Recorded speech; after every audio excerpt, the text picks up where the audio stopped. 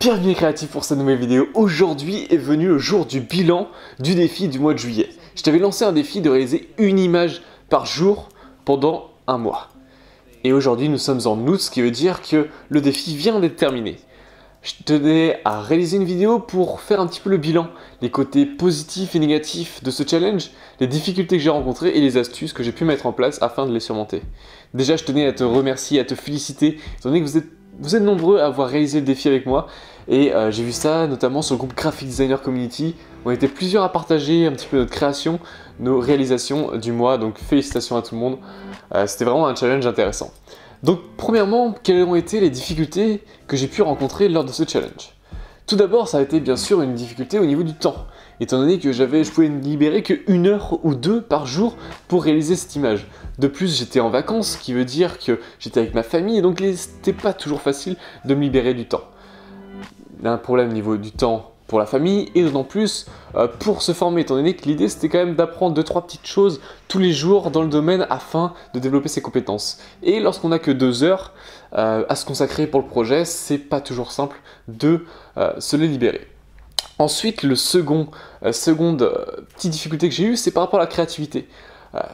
Bon, on va voir plus tard que ce problème a été surmonté, mais au début ça allait.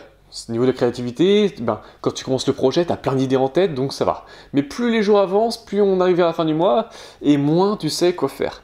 Et du coup, c'est là où la formation, et plutôt le fond d'écran que j'avais mis en place sur le générateur d'idées créatives a été vraiment une bonne solution. Mais le manque de créativité a été un des obstacles à ce défi. Ensuite, la dernière difficulté, c'était au niveau de poster mon image sur les réseaux sociaux. Étant donné qu'il fallait quand même un petit process. Déjà, je consacrais tout mon temps à la réalisation de cette image, il fallait que j'ai un process mis en place afin de poster facilement, ajouter une bio, etc.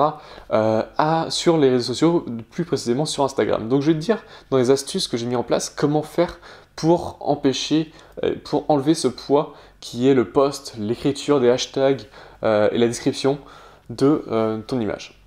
Donc au niveau des astuces que j'ai pu mettre en place pour mener à bien et pour contrer ces difficultés, ont été tout d'abord, pour la question de temps, de commencer à réaliser ce daily render, cette image, le matin, dès que je me levais.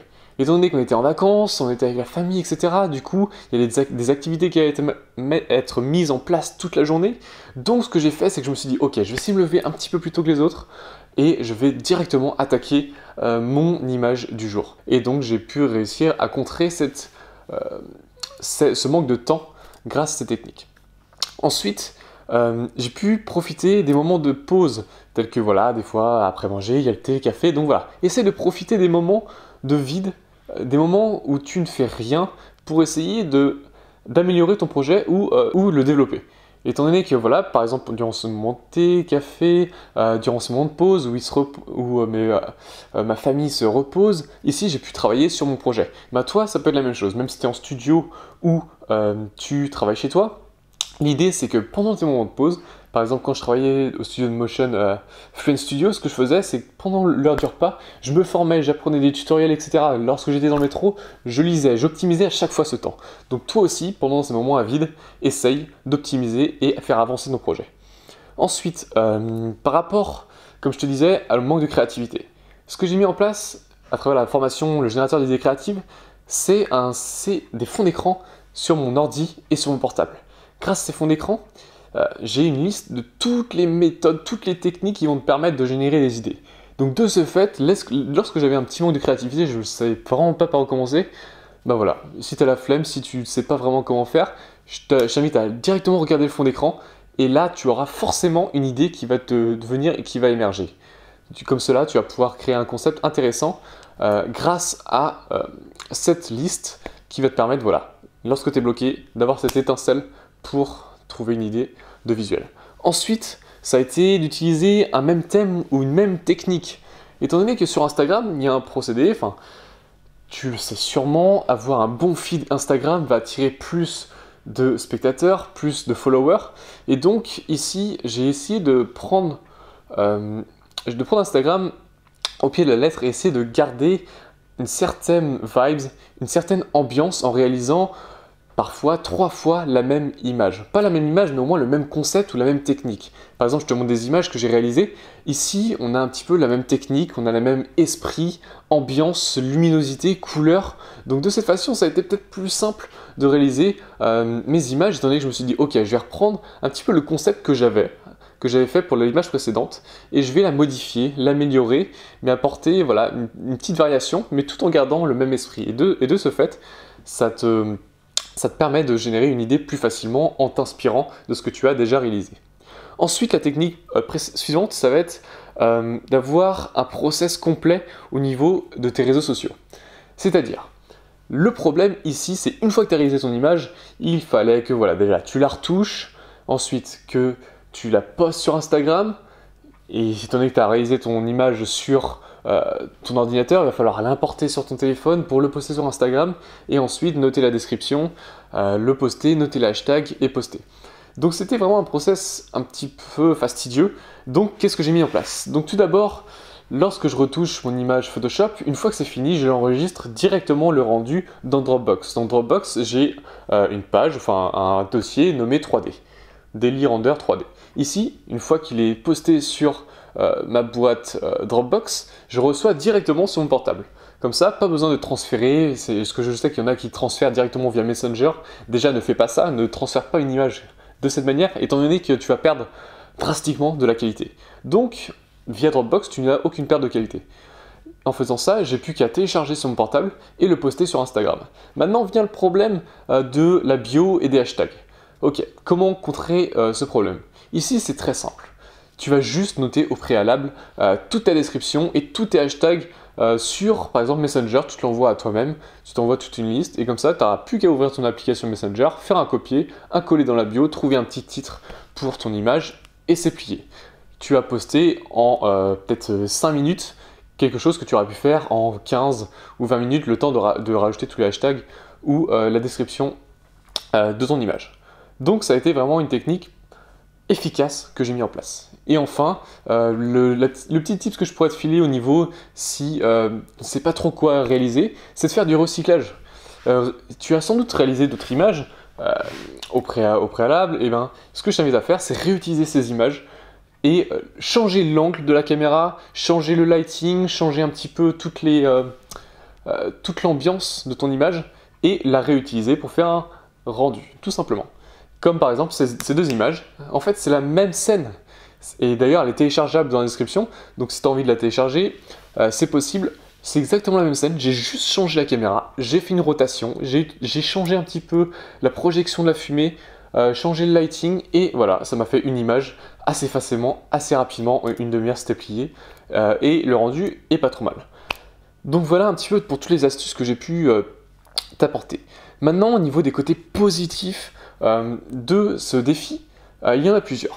Tout d'abord, ça a été évidemment un gain de followers sur Instagram. Grâce à ce projet, j'ai pu faire développer mon nombre de followers et mon compte Instagram et de ce fait avoir plus de visibilité sur les réseaux sociaux. Et comme ça, j'ai pu attirer différentes personnes qui voilà, ne connaissaient peut-être pas mon travail auparavant, mais grâce à ce Daily Render, étant donné que tu postes tous les jours avec le même hashtag, les personnes qui vont voir sur ce hashtag vont voir tout le temps ton travail mis en valeur, mis en avant sur la feed Insta. Du coup, ce qui m'a permis de voilà, développer mon audience sur Instagram. La seconde petit côté positif que j'ai relevé, c'est que, étant donné que tu as créé une suite d'images avec la même ambiance ou le même style, par exemple avec ma série, avec Marvelous Designer, ici on est toujours voilà, avec un concept autour du tissu, ambiance un petit peu japonaise, travail de texture, et ben, tu vas regrouper toutes ces images et tu vas pouvoir te créer un projet Behance ou enrichir ton portfolio et montrer ok, je réalise ce type d'image, de concept 3D, concept de textile 3D. Donc tu vas pouvoir développer un projet Behance de cette façon, de façon simple et efficace. Et grâce à ce mois de Daily Render, ici je peux créer 1, 2, 3, 4 projets Behance à l'aide de cette série. Tu essaies de regrouper les images qui se ressemblent le plus et pourquoi pas les retravailler un petit peu pour créer même une identité visuelle juste à travers les images que tu viens de réaliser. Ensuite, la petite astuce positive que j'ai que j'ai pu relever, c'est bien sûr une augmentation de mes compétences. Étant donné que j'ai pu développer, essayer d'apprendre de nouvelles choses sur Marvelous Designer par exemple, des nouvelles astuces, des nouveaux tricks, ou encore faire un scan 3D, j'ai pu voilà, regarder des tutos en parallèle afin de mieux, d'avoir un rendu plus propre et de qualité par rapport à mon image, ce qui fait que j'ai pu développer mes compétences. Certes, on n'avait pas beaucoup de temps pour apprendre, mais en tout cas, ça a permis, grâce à la pratique et grâce à regarder des tutoriels, pouvoir mettre en pratique ce que j'apprenais et de ce fait, voir sur le terrain le rendu et comment je pouvais m'améliorer. Donc, une augmentation de mes compétences. Ensuite, c'est tout simplement de s'exprimer créativement. Étant donné que je bouillonnais, j'avais vraiment envie de faire ce Daily Render, parce que j'avais plein d'idées en tête, j'avais envie de les mettre en pratique, mais voilà, j'étais frustré un petit peu de ne pas pouvoir les exprimer, et ce Daily Render a permis tout simplement de voilà, m'exprimer créativement et libérer un petit peu ce que j'avais dans la tête, et les ambiances que je voulais retranscrire. Et ensuite, le dernier point positif que j'ai tiré, c'est forcément de travailler plus rapidement, étant donné que t'as pas le temps en une journée, en 2 heures, de créer quelque chose de pas trop dégueu. Du coup, ça t'oblige à aller plus vite, travailler plus rapidement, essayer des astuces, tu connais un petit peu maintenant ce qui fonctionne ou pas, si je place la lumière plus dans le dos, quel résultat ça va avoir, au niveau des textures, au niveau des réglages de rendu, etc. Donc, ça m'a permis de travailler plus rapidement et plus efficacement. Maintenant, on va passer un petit peu au côté négatif. Et étant donné que voilà, il en existe des côtés négatifs, même dans un projet tel que le Daily Render. Donc, un des côtés négatifs que j'en ai tiré, c'est que j'étais frustré. La frustration. Étant donné que tous les jours, tu réalises une image en 2 heures, 3 heures, parfois 4 quand tu as de la chance, quand tu as du temps. Mais le problème, c'est que tu es frustré, étant donné que ton image, tu la trouves bâclée, tu peux encore améliorer ce travail de texture, ce travail de lighting, la scène, c'est pas vraiment ce que je veux. Donc, pratiquement sur toutes mes images, j'ai ce problème de frustration, étant donné que je ne suis pas satisfait à 100%. En tant que créatif, designer, etc., on sera, je pense, jamais satisfait à 100% de son travail, mais sur un projet comme cela où tu consacres peu de temps, je pense que mon niveau de satisfaction était peut-être à 70%, c'est-à-dire que voilà, je voulais toujours améliorer mon image, mais j'avais pas le temps, j'avais vraiment cette limite temporelle que j'ai pas pu avancer et que j'ai pas pu développer. Ensuite, le second problème, c'était par rapport au rendu un petit peu décevant que tu as pu avoir, notamment pour cette série que j'avais fait au niveau des scans 3D. Alors, je mets 2-3 images des scans que j'ai pu réaliser. Étant donné que je savais comment réaliser un scan, mais ça n'avait pas toujours super bien fonctionné. Et du coup, j'ai regardé des tutos un petit peu comment faire. J'ai réalisé mes photos, du coup tout autour de mon objet 3D, autour de mon objet. Alors déjà, de faire toutes ces photos, ça demande pas mal de temps, peut-être 1 heure et demie à prendre les photos. Ensuite vient le temps de réaliser le scan. Du coup, tu dois importer toutes tes images dans le logiciel qui va analyser ta scène. Donc ça prend du temps, peut-être au moins 2 heures pour faire un scan complet, 2 heures et demie si tu augmentes les settings, voire plus, pour réaliser le scan. Et ensuite vient l'étape où tu l'importes dans le logiciel et tu vois un petit peu le résultat. Et ça prend du temps. Au total, il y a peut-être eu pour 4 heures, 5 heures pour cette image, et le résultat était vraiment pas convaincant. Étant donné qu'il va falloir que je pousse un petit peu plus au niveau de la retopologie ou du travail de texture, étant donné que lorsque le software, là c'était Agisoft Photoscan, sort ton modèle, sur le logiciel, il paraît bien, il paraît propre, mais lorsque tu importes sur Cinema 4D, il va falloir faire des retouches, il va falloir corriger le mesh, les textures, etc. pour avoir un rendu plus réaliste. C'est pour cela que j'étais plutôt déçu sur ces rendus 3D, et ça m'a pris beaucoup de temps pour les réaliser. Donc tu verras, si tu télécharges ce pack d'images, tu verras que au niveau de la scène 3D, mon scan de la chaussure n'est pas ouf. Pour les 3 scans 3D, tu verras un petit peu comment ça se passe, mais le résultat, on peut faire mieux, on peut améliorer le rendu, donc voilà. Au niveau du temps, ça a été aussi short, donc j'ai pas pu développer à 100% mes images. Et au niveau aussi des petites frustrations que j'ai pu avoir, c'est des fois, tu es plutôt satisfait de ton image, mais bon, c'est tes goûts, c'est ce que tu en penses, c'est ce que tu aimes, et pas forcément les autres. Donc voilà, au niveau des retours, des fois, c'est super, tu as des super retours sur une image que forcément, enfin pas forcément que tu aimais, donc c'est cool pour toi, mais des fois tu n'as pas forcément les retours attendus sur des images que toi tu apprécies énormément, etc. Donc voilà, des fois, petite frustration au niveau des retours qui ne sont pas à la hauteur que tu aimerais. Et enfin, qu'est-ce que j'en ai tiré de ce projet et le bilan un petit peu que je peux en faire?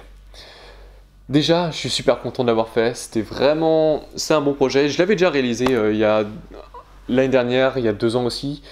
Au total, ouais, ça va faire mon 3e daily du mois que je réalise, donc vraiment que des côtés positifs de faire ça. Tu augmentes tes compétences, tu es plus rapide, tu as pu exprimer créativement tes idées, et ça c'est top, étant donné que je trouve que tu as un sentiment de liberté et tu te sens mieux une fois que tu as réalisé quelque chose, tu as créé tout simplement. Donc vraiment un bilan positif de cette expérience. Vraiment je te conseille de le faire, c'est vraiment ouf, c'est super. Et de plus, vu que j'avais lancé ce défi, il y a plusieurs personnes qui sont pris au jeu et qui ont démarré ce Daily Render. Bon, on va pas se mentir, au début il y avait plus de personnes qu'à la fin, étant donné que c'est le début, ok, c'est l'engouement, et après plus ça va, plus le nombre de personnes ne participent pas ou moins, étant donné que voilà, ils ont des obligations, etc. Mais l'idée c'était de libérer son temps pour réaliser ce type de défi.